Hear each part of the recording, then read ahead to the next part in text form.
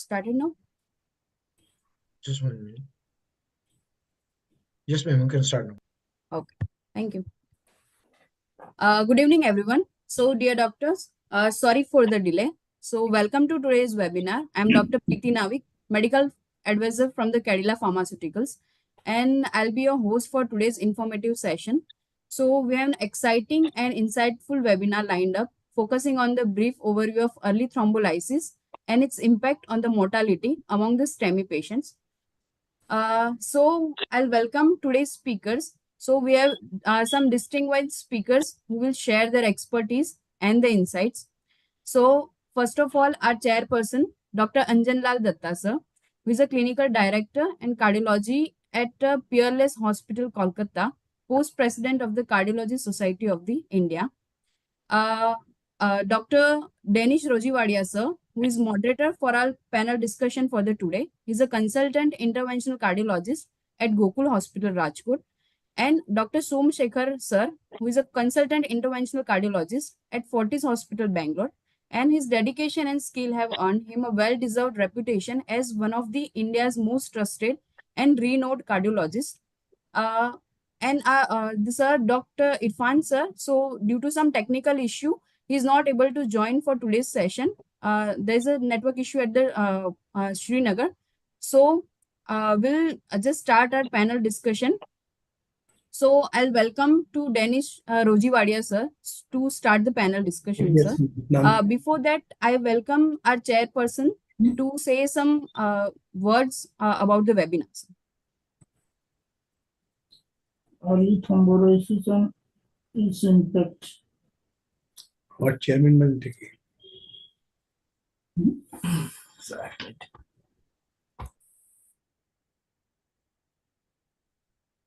I'll welcome Dr. Anjan Lal Datta sir to say some few words for the webinar, sir. Good evening, Preeti and others. It was an exciting subject to talk to. If there is a question in the background of acute myocardial infarction, what is the most important single factor that determines the outcome, both immediate and long term? So the question is, what is the most important determining factor, independent of other factors, that decides the outcome? The answer is the size of the infarct. If you have a greater infarct size, you have a greater destruction of myocardium, resulting in poorer LV dysfunction. Now, how do I prevent this greater reduction of infarct size? By re-establishing coronary circulation as early as possible. And that is the argument as to why we go for PCI, why we go for...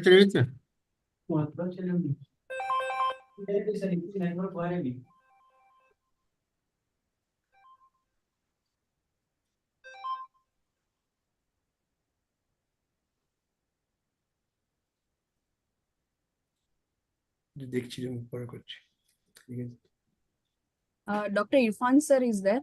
Welcome, sir. Oh, can you see my screen? No, sir, not yet, sir. Just a minute, just a minute.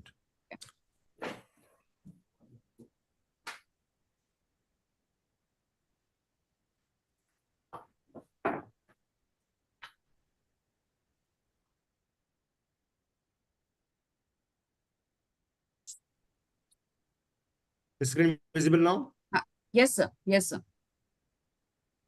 So I can be in the PowerPoint presentation. Yes, sir. It's visible now? So everybody? Yes, sir. Yes, sir. It's visible. So can we start now? We're already late. Sorry, because there was a problem in network breakdown here. So you know that the winter here in Kashmir.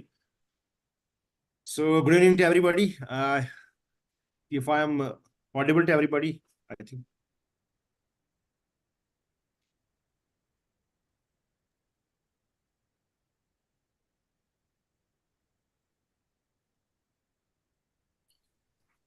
Sir, may I interrupt, sir? Sir, just a second. Sir, our chairperson, Dr. Anjan Lal Datta, was saying some few words. Let's just finish it and we can start our session. So. Yeah, welcome, Dr. Irfan. My topic of discussion today is obviously myocardial infarction and revascularization, different ways.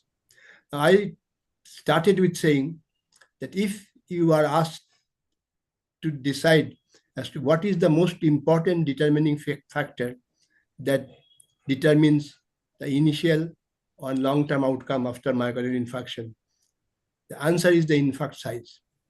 If you can reduce the infarct size, the LV dysfunction will be less disturbed, and the outcome, both immediate and long-term, would be much better.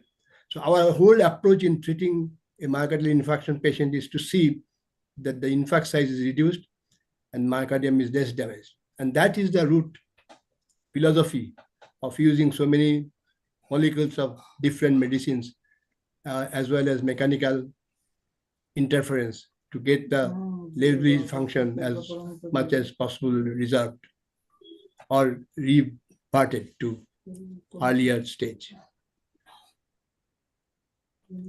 That is the philosophy or basis of what we do in the treatment of acute myocardial infarction. Definitely. Now we can carry on with others as per the program schedule. So may I start with the presentation here? Yes, sir. So if I'm audible and my screen is, if it's visible to everybody, Dr. Irfan, I'm a consultant cardiologist in GMC Srinagar. We have a topic today that's early thrombolysis and its impact on mortality among STMI patients.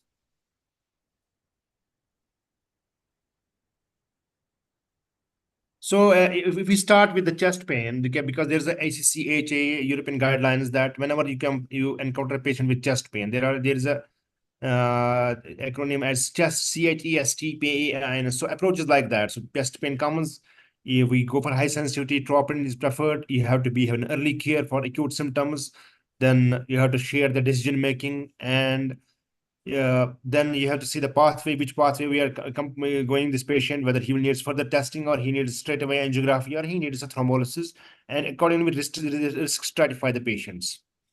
So a chest pain which is central, which is pressure, which is a squeezing type or gripping type, with felt as a heaviness, tightness, exertional and retrosternal, the possible probability of the ischemia is very high.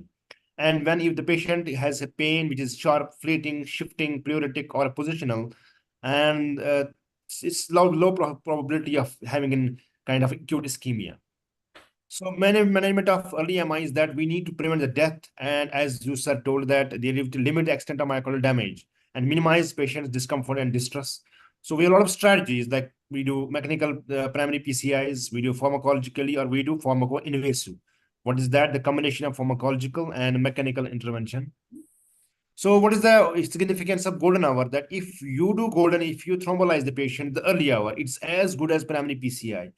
So if you do, if you within the first hour, if you thrombolize the patient, so every 1,000 patient you save 65 lives. All the trials which have seen a CAPTAIN trial, a STREAM trial, all the trial, if you give early thrombolysis, it's as good as primary PCI. The mortality benefit is same. So we should not delay thrombolysis if patient is not able to reach the primary PCI center, or he is at the periphery, is a difficult zone where he cannot be transferred quickly.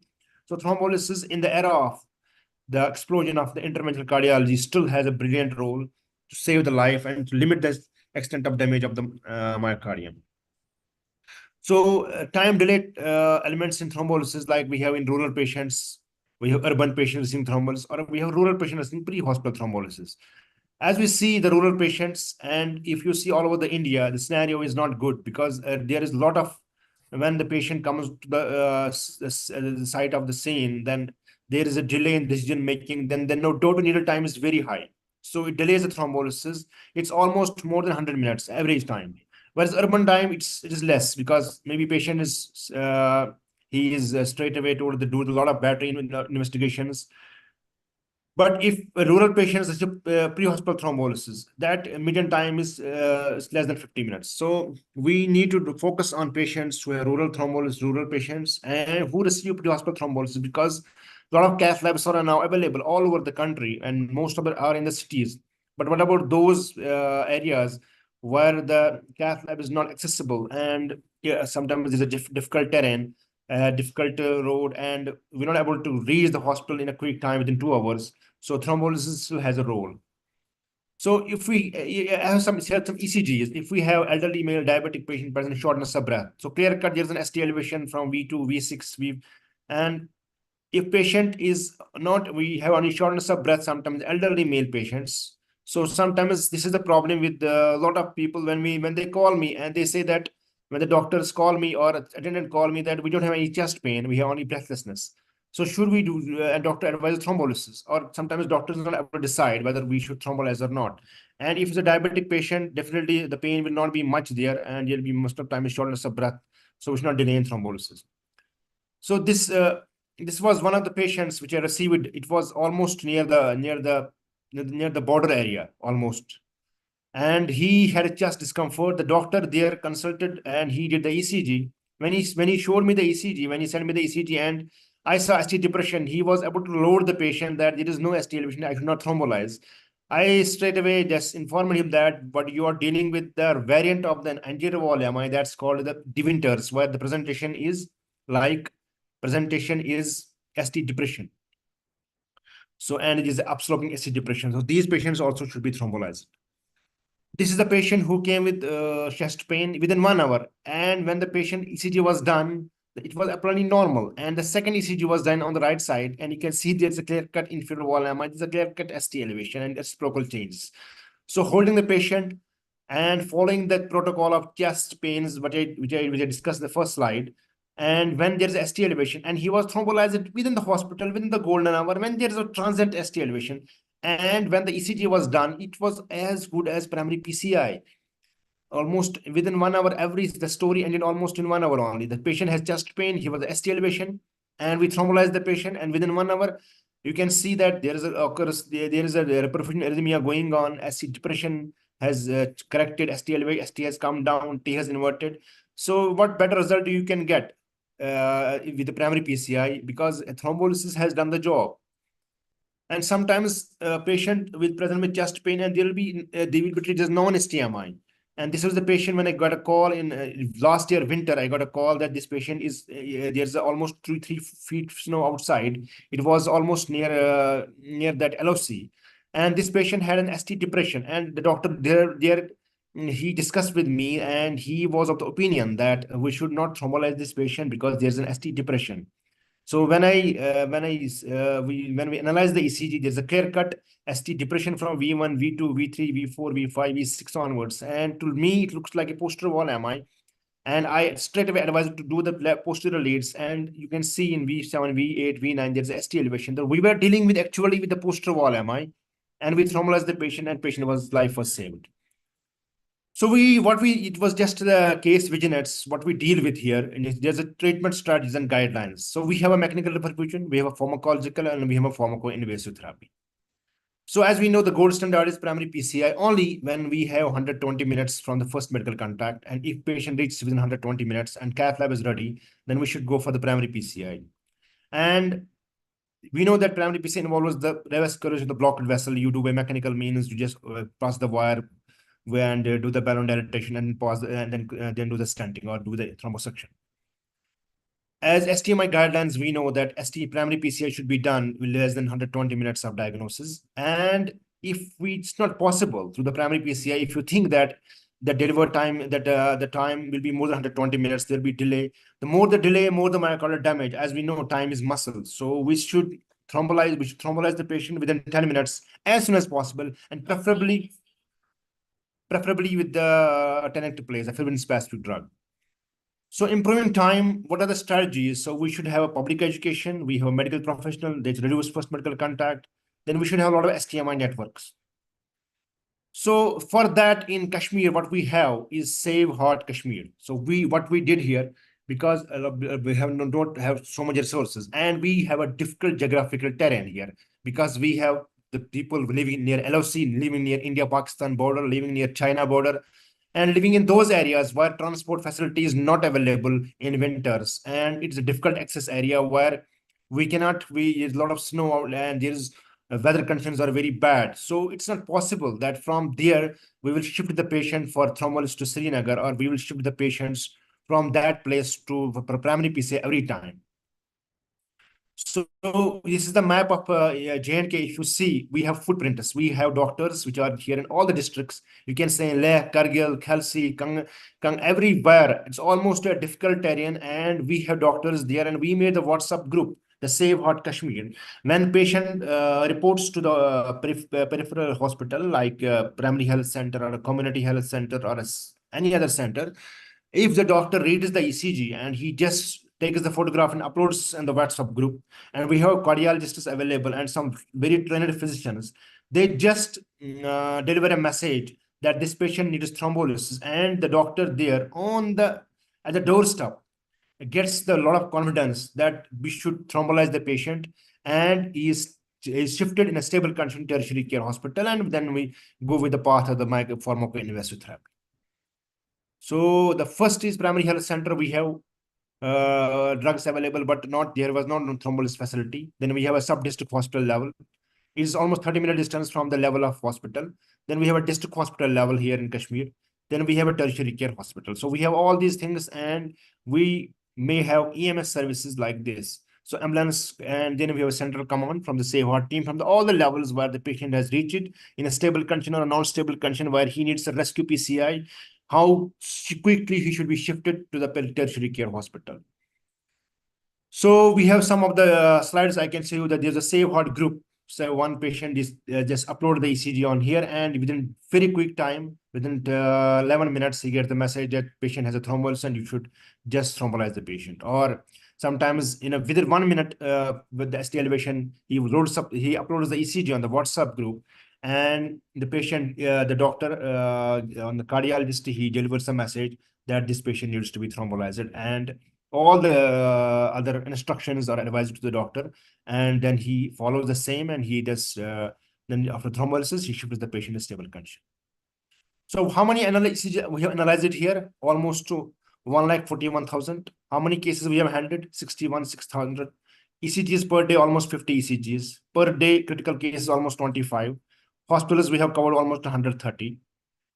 This is when we treat the patient. Some patients never need any stanting. This is from Tangdar. This is almost near the LOC, the India-Pakistan border, where we thrombolyze the patient inferior wall MI. And next day, how flowing vessels were there. So Kupwara is also a border area.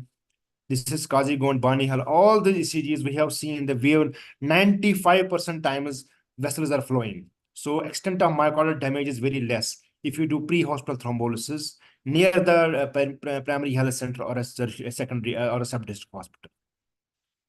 This made a lot of news in the media. We have in Hindu and we have Rising Kashmir that how many ECGs we handled. Then the big news came in the NDTV also, how we thrombolyze the patient, how we save lives in a difficult situation here. When we have a lot of conflict to COVID, everything, difficult geographical terrains and a tense atmosphere outside. But by the grace of Almighty, we were able to save so many lives with the patient by the grace of Almighty. So Save Heart Kashmir is an integrated virtual hospital WhatsApp group. It's the ACC EAC recognition. It's all the news from Guardian to New York Times, and we got the best papers almost all over. And the story Save Heart continues. So a summary of rationale of primary health center, that not all medical centers are primary PCI capable hospital, or a pre-hospital delays often prevent medicine from receiving primary PCI. No specialist equipment required, and PhD has established a safe and effective treatment of STMI. PhD reduces time to perfusion, improves outcome of PCI, not possible within 2 hours. So pharmacoinvasive strategy may achieve perfusion directly in case of thrombolysis failure. Reperfusion can be achieved with subsequent rescue PCI. So we have 4 drugs available. Streptokinase, almost obsolete now. The most of this time, Save Heart was running on first 3 years on streptokinase. That did also a very wonderful job. Then we have LT-PACE, then we have Retlipase, and we have Tenecteplase. Among all, I think that the Tenecteplase works very wonderfully, and we have introduced the Tenecteplase in the peripheral health centers. All the PSC, the sub-district hospitals, the district hospitals, they have Tenecteplase. We have given them the video demonstration. We have trained them how to give a Tenecteplase.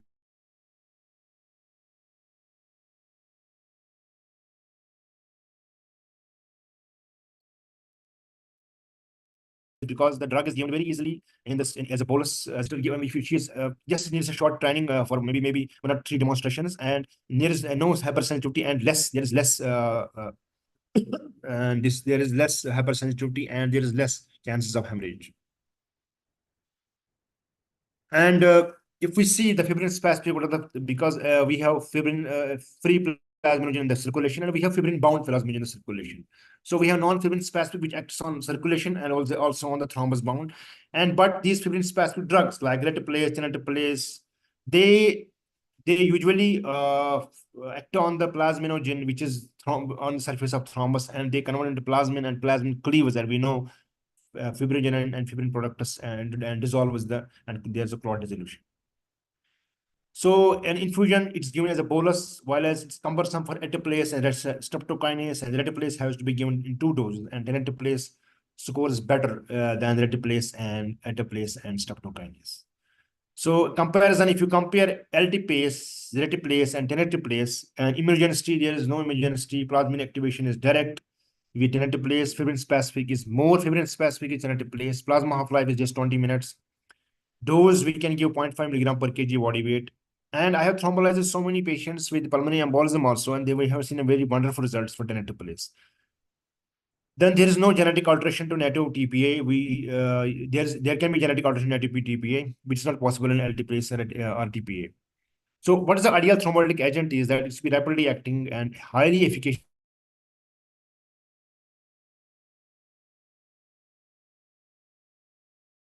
Both 60 to 90 minutes, low incidence of stroke, low reclusion rate, easy to administer, simple patient-tailored dosage regime, good long-term effects on clinical outcome, and very cost-effective. So we can see the structure. There's a greater fibrin specificity than LTPase, and there's a longer plasma half-life, and there's a high resistance to TPI, PI, and then LTPase. So the dose should be administered as a single dose. We have more than 90 kg, we can give 10 ml, 80 to 89 ml. And dose has to be 0.5 milligram per kg body weight. But we should be very clear about giving a per kg body weight. We should not, even if you think that sometimes while we have 20 milligram, 30 milligram, and 40 milligram. If you think we have a 70 kg body weight patient, we should not administer 40 milligram to him, because if you increase the dosage of teneliglipase, there will be chances of hemorrhages are very high then. So 0.5 milligram per kg body weight. If you have, we can discard some amount of that teneliglipase if he's not fitting in the body weight. But we should correctly give 0.5 milligram per kg body weight to the patient. And we should always use 0.9% sodium chloride because it's incompatible with dextrose solution. So teneliglipase is the only single thrombolytic commercially available, the only thrombolytic improved to be equivalent to RTP, regardless of the patient subgroup. Fast and easy to administer over 5 to 10 seconds. Optimal efficacy through tailored weight adjusted dosing. Fast acting, reduces risk of bleeding complications, and increases risk of PI and compared to RTPA. So take home points is that STMI is a time critical medical emergency. And clinical outcome improves with time of perfusion. Every effort should be made to reduce the ischemic time. Implementation of STMI network is guideline recommended and has been shown in studies and registers to reduce delays in the perfusion strategies and improve clinical outcomes. A pharmacoinvasive therapy is whenever pulmonary PCI cannot be done within less than 120 minutes and may be followed by transfer to angiography. And primary is a considered gold standard if performed within 2 hours. Thank you very much. But whatever we have in our country, that I recommend to the pharmacoinvasive rather than the primary PCI, because most of the population lives in the rural areas and we are not accessible to cath labs. Sometimes the cath lab is busy, sometimes transportation delays, traffic jams, difficult terrain is not possible every time. And I recommend that pharmacoinvasive strategy is still a very viable option in our country. Thank you very much. Thank you so much, sir, for the wonderful session. Now we'll move forward to our panel discussion. I welcome Dr. Danish Rujiwadia, sir, who will moderator for the panel discussion, sir. Welcome, good evening. Good evening, everybody. Dr. Irfan, there was a nice presentation. I guess you quickly covered all the aspects of STEMI care, and especially you addressed the issues of rural areas, and I'm impressed and I appreciate your efforts towards the program of giving guidance to primary care physicians in WhatsApp group and treating those patients very fastly. So good evening, Datta sir and Someswar sir. So we'll discuss some of the important aspects about the STEMI care and related to fibrinolysis. So Dr. Irfan, you nicely covered the one of the challenges of the STEMI care in India about the accessibility to cardiologists and guidance to primary physicians. So my most important question to all the speakers and our today's team is that regarding timing, there is a lot of debate and discussion every time. So what will be the right time to administer thrombolytics? So my first question is related to time about when to give thrombolysis. What time frame can we give the best result? Uh, uh, uh, as we had a textbook teaching that the primary PCI can be given up to 12 hours and sometimes up to 24 hours. But I think that according to all the guidelines, we can sum up that it is best when it's given less than 3 hours. So if you give less than 3 hours, the primary the thrombolysis act is best, or it will act all the time high when there's in the first golden hour. But 3 hours, I have seen it acts very good. But if there's a delay more than 3 hours, I think the patient should be preferred for primary PCI. Because I have not seen if delay is more than 4 or 5 hours, and we can save the much of the myocardium with thrombolysis. And 50% times these patients require rescue PCI. So the best is 3 hours, and we can give up to 6 hours. But if you follow the book for 12 hours, but I think that it's too much delay and there's a permanent myocardial. What I think is my experience. Sir, can you add it right? I do entirely agree with you. The time factor should be 3 hours. Sometimes we feel tempted to cross the barrier. Sometimes it may work, but one important factor of doing it in time, that means short period, is that not only we have a better outcome in terms of saving the myocardium, but technically, when the patient is going for a PCI after that therapy, then it becomes easier to go for a PTCA because the thrombus is not very hard or thrombus is not very big. Thrombus is soft, and so there is thrombolization or there is distal blockage or distal circulations are very common in PCI with acute MI, but this is not that common when you are doing it on time. So doing it on time results in two good ways of going for the therapy. Yes. Yes, Datta sir, you are absolutely right about the timing and its effect on the prevention of myocardial scar. So my next question for the audience is that what precautions can we take while doing thrombolysis in patients who are more than 70 years age? So this question so many times comes to us regarding the adjustment of the doses of fibrinolytics in patients who are elderly. So I think if we follow tenant place, then there is no problem with the elderly. I think maybe data is not good more than 75 years of age. We need to give after more than 75 years of age. We need to give half dose of antiplatelets. We don't need to give full dose. Like we cannot give aspirin, clopidogrel full dose. We need to give half dose of antiplatelets. And second, not problem with the tenant place. But streptokinase, yes, there's definitely a problem. That streptokinase should be given half dose. And whatever we have experience in our population, Kashmir, that we prefer to give more than 75 years or sometimes more than 70 years. The body weight is not good. Streptokinase half dose, and I think half dose equals equally with the full dose. And if you are more enthusiastic or more aggressive in thrombolizing patient with the full dose of streptokinase or giving a full dose antiplatelets, I think there is a chance of bleeding are very high with them. We can have some communication with the Kerala group. They are going for the CREATE registry. They have used streptokinase in good numbers. So they are quite experienced in terms of use of streptokinase, whether it is right or not, or what should be the exact doses. So they have a huge experience on the treatment of this. So this is how we can probably build up our own experience and some decisions. as to, but it is entirely correct that streptokinase not being very much known to us, its side effects when you're increasing the dose or when you're increasing the age of the patient cannot be taken for granted. So one has need to be a little more cautious when using streptokinase. Yes, sir. Somasekar, sir, are you available? Yeah, I'm available. We would also prefer above 75 years. We would prefer half-dose thrombolysis. But tenecteplase we would prefer better than streptokinase because of more selective nature and less bleeding compared to the non-selective ones. Yes, sir. You are absolutely right. So, other important question is that whenever patient is going for a pharmaco-invasive approach, right? So most of our patients, our patients come from peripheral areas where they thrombolize and then refer for PCI. What should be the ideal timing of PCI after successful thrombolysis? As per recommendation, the ideal time is 2 to 24 hours after thrombolysis. Yes, sir. So many times there is a failed thrombolysis. In that case, we have to urgently go for PCI.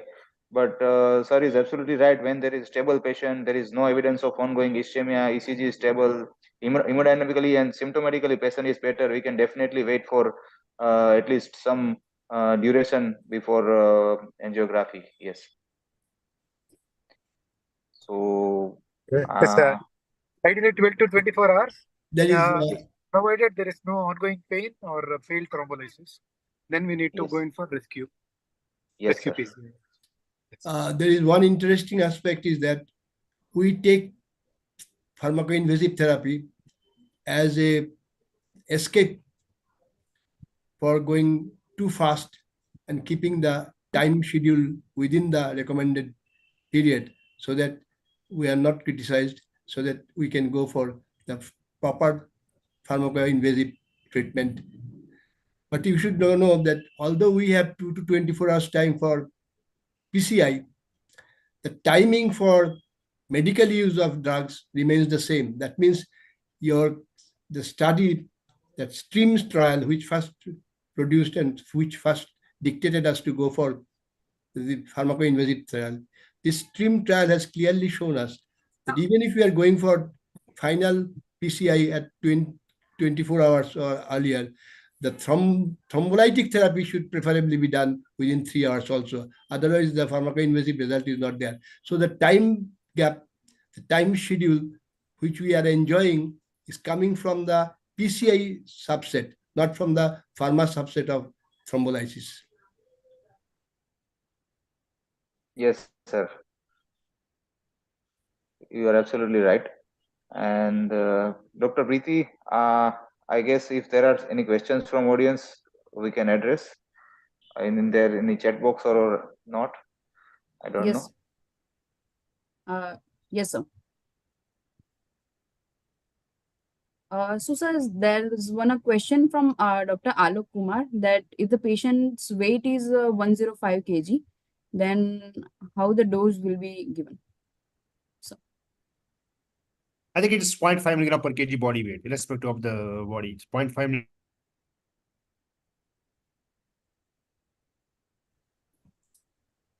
kg body. You need to have, if you intend to give it, but for thrombolysis, 0.5 milligram per kg, we should not cross this 0.5 milligram per kg body weight. Because so many times when the tenecteplase came first time in market, and because it was a costly molecule, 30,000-40,000 rupees at that time. So the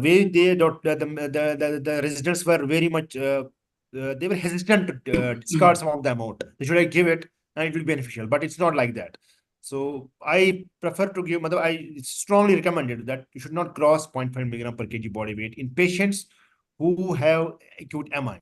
The dose differs in patients who have stroke, ischemic stroke, or something else, but clear it is 0.5 milligram per kg body weight. Irfan sir, good.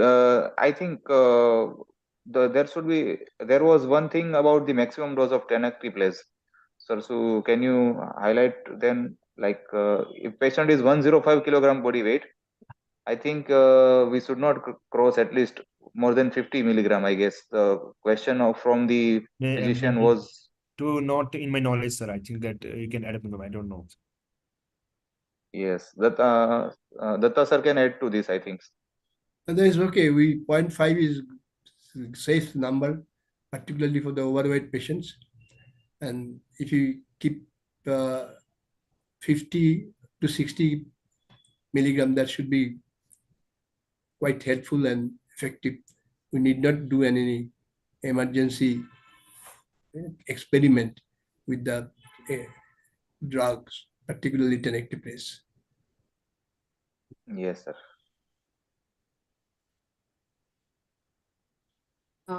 Okay. Thank you so much, everyone. That's from the audience. Dr. Dennis, sir, the question, any more question for the panel discussion? Yeah. So I guess sir has already covered so many aspects about the STEMI care and all. And so I think there are no more questions for the discussion. Okay. If anybody is having any doubt from audience or any questions, we can definitely go for that. Yeah, okay, one sir. question is that we are keeping our time schedule strictly within 3 hours or 24 hours, whatever it be, to get the maximum result. But of late, we have come up with some smaller studies like FAST-MI trial, even in CREATE trial of Kerala. Then there is CAPTIM trials. And there are a few other smaller trials where it is being shown clearly that even if the time gap is more than what is recommended, the benefit is there with fibrinolysis than when compared with without fibrinolysis, the only PCI. So that is a gray zone or a crossroad we are now having, whether we can treat the patients with thrombolysis or PCI, even if the time schedule has been crossed by 2 to 3 hours. And these smaller trials all over India, as well as in the international field, probably suggest that we may go ahead. What is the opinion, Dr. Irfan and others? Sorry, about the new trial, about the Newer, not exactly newer. These are the not well-known FAST-MI, HT, CANDIM, then the CREATE registry of Kerala.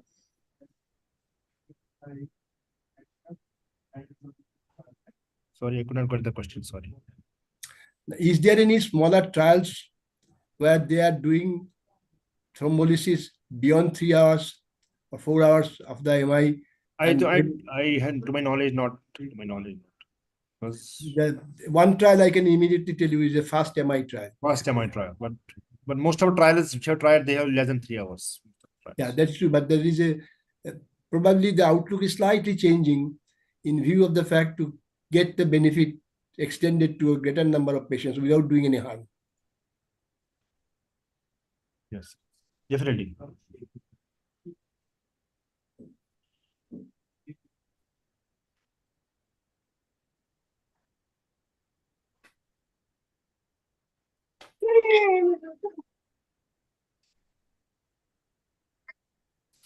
Hello. One question. Can I ask one opinion? Yes. Yes, please. Sir, up to what duration would you prefer thrombolizing? Suppose if the facilities of primary PCI is not available, if the patient has ongoing pain beyond 12 hours, would you prefer?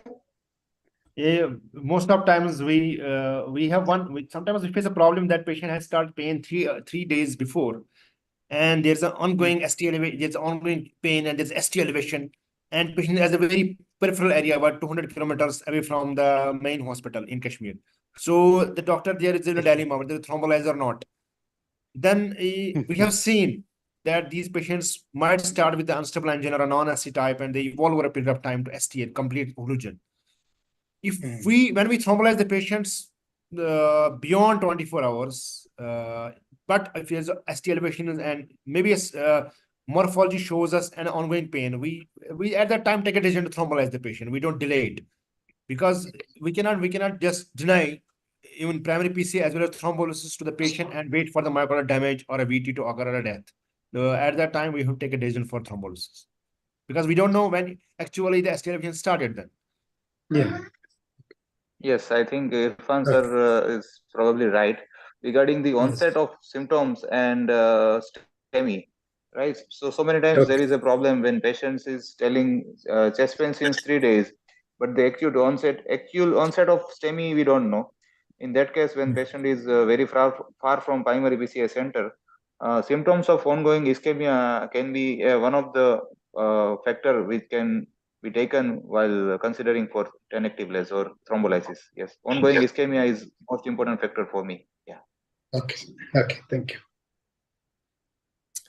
Dr. Irfan, you presented one case which had true posterior wall MI, Yes. which reflected in the ST depression in the anterior wall.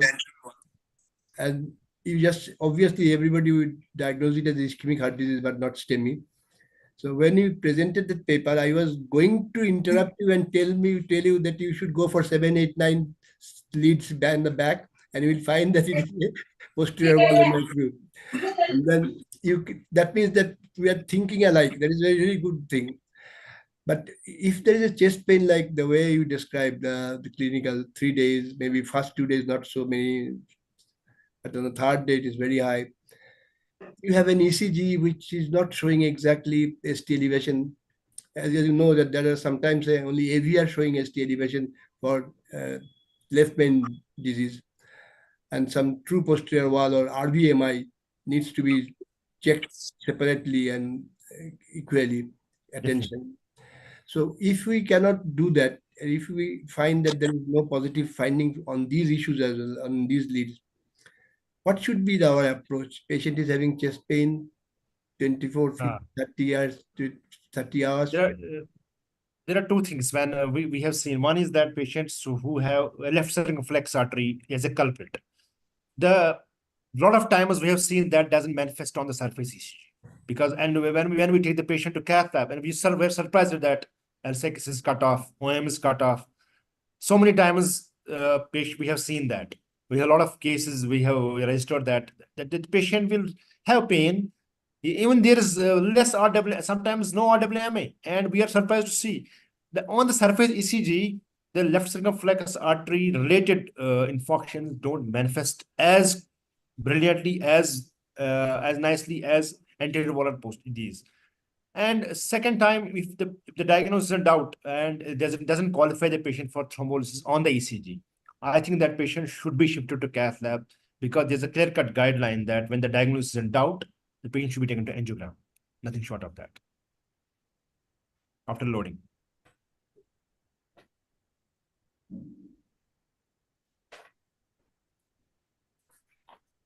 So there is one question from audience. Dr. Mir Muzaffar from Srinagar. He's asking that what should be the maximum time limit for thrombolysis with the patient with ongoing chest pain and ST elevation who can't be shifted to higher center for angiography because of any reason? I think we have discussed that thing. The patient has ongoing pain and morphology on the ECG shows the ST elevation, then time limit is not that.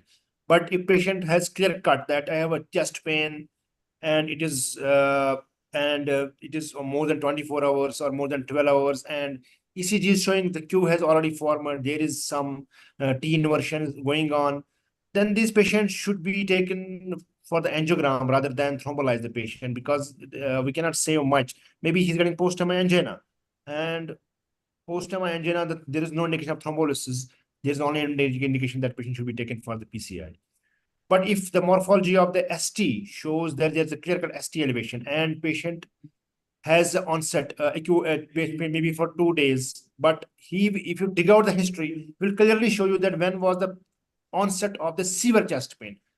I think the history plays a lot of role in patients in when you decide that patient thrombolysis, and the morphology on the ECG decides a lot when you encounter the patients who have 12 hours more than 12 hours presentation.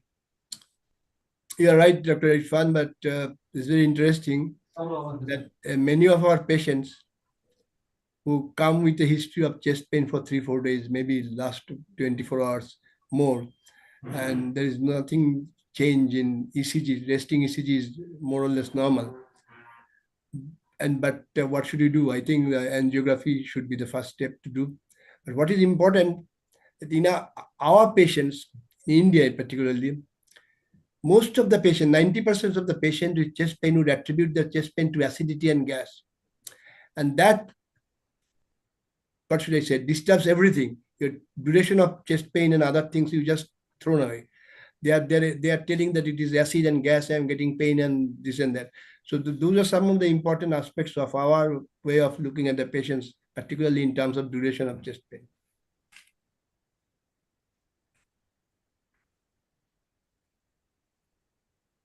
Yes, Datta sir is right. The late presentation is very common in our country, especially so many patients confuse their symptoms with gastritis or acidity, and they usually take some oral medicine and they come to us very late, especially with cardiogenic shock or when there is infarct related artery changes more than 24 hours. So I think this is very important when even thrombolysis or even primary PCI will not be helpful in that case if the patient has already surpassed more than 24 hours and the chest pain has subsided and that patient is already a late presenter or myocardial scar has already formed, and at that time everything will be harmful. Yes, sir.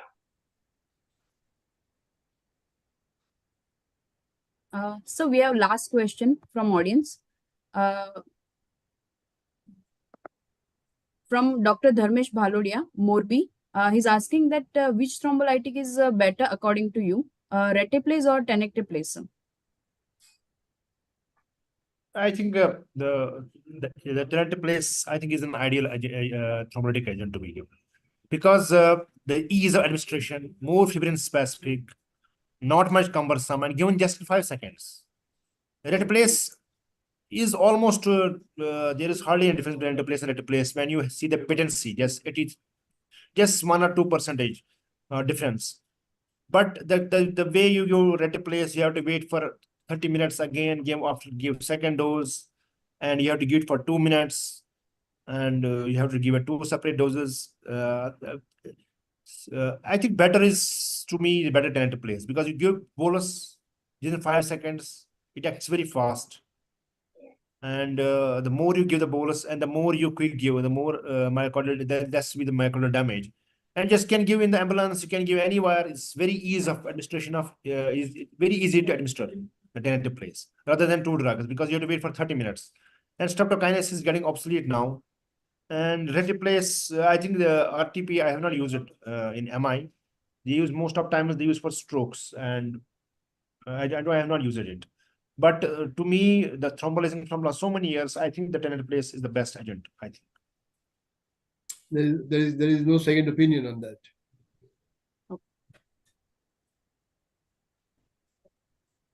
Okay, thank you so much, sir. Sir, any question? Sir, Dennis, sir? So I think most of the aspects about the STEMI care has been covered nicely in the discussion. So yes. Okay, so thank you so much, everyone, for the informative panel discussion, sir. So now I welcome our chairperson, Dr. Anjanal Datta, sir, for giving some glimpses about this webinar, sir.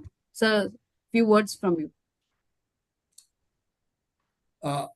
While treating a patient suffering from chest pain, our first approach would be to confirm or to exclude the diagnosis of ischemic heart disease or MI. And we should be more careful, we should be more patient, and we should be more available to the patient party. They should also feel that the doctor is doing his best or her best to treat the patients. I think it is experience of using a proper thrombolytic agent, of using or doing proper treatment schedule in terms of invasive or PCI approach. I give you a small example. There was a time when we thought that in cardiogenic shock, all the vessels should be opened up. And that was one of the indication where 3-4 vessels, everything should be opened up. Then came the PRAMI trial. They said only one vessel should be opened up in cardiogenic shock. The others should not be touched. It will do more harm than good. Now again, we have gone back to all vessels should be opened up if possible in cardiogenic shock. So the things are changing so fast. Our approach, our opinion, our thinking. So we should keep ourselves careful and be in touch with the latest developments. And I tell you that all good things should come to an end, and this fantastic good evening will also be ending soon. And thank you very much for that. Thank you so much, sir. Thank you so much, sir. For the audience, there is a link for the Google form in the chat box. It's a feedback form you can fill up at the end of the webinar. And on behalf of the Cadila Pharmaceuticals, I thank you all of taking out from your busy schedule to be a part of this event. Your presence has clearly enriched and elevated the stature of this event. I thank all of the speaker, Dr. Anjana Datta sir, Dr. Irfan Ahmad sir, Dr. Danish Rojiwadia sir, and Dr. Somsekhar sir for agreeing to be a part of this event. Your deliberation have truly made this knowledge conclave more informative for all those present, sir. Thank you very much. Lastly, Thank sir, you. I'm sharing one video for all of you, sir.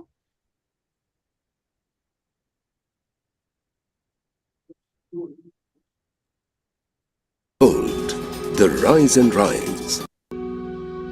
Behold, the story of victory, of life over malady. Behold the saga of power, of science over sickness. Behold the tale of triumph, of dedication over disease.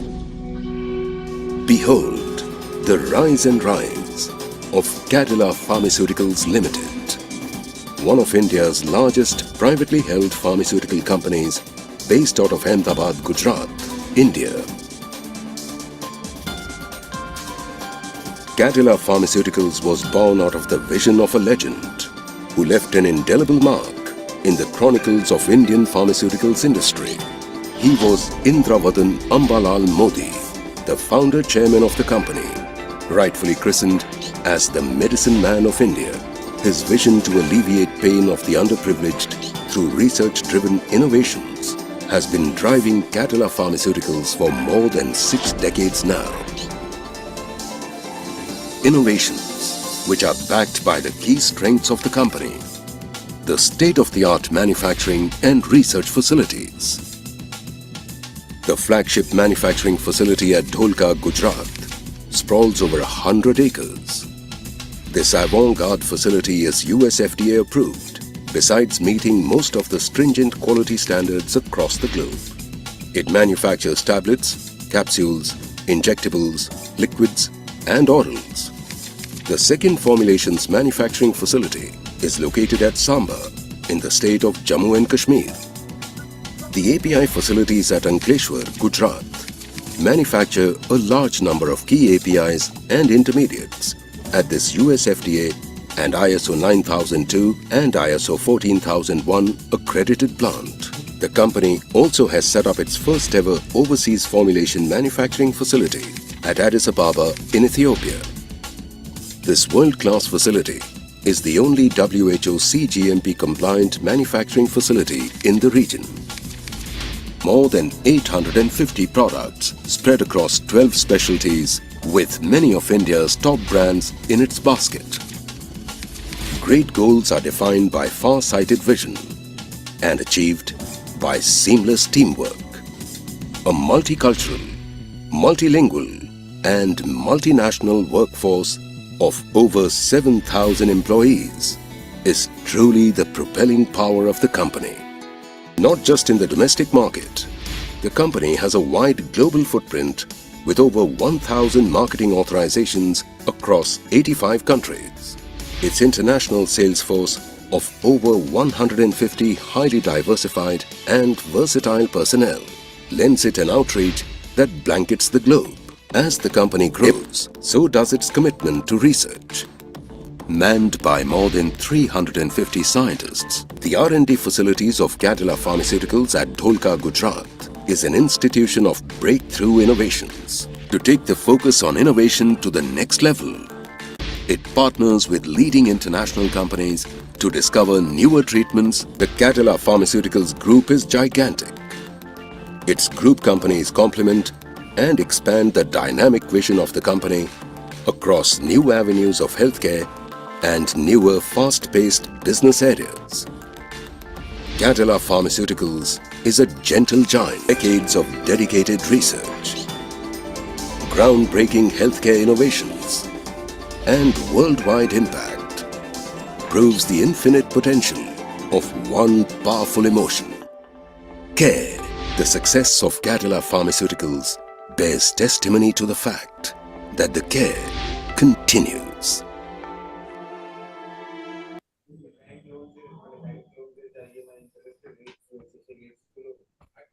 Thank you so much, everyone. For the audience, kindly fill up the feedback form.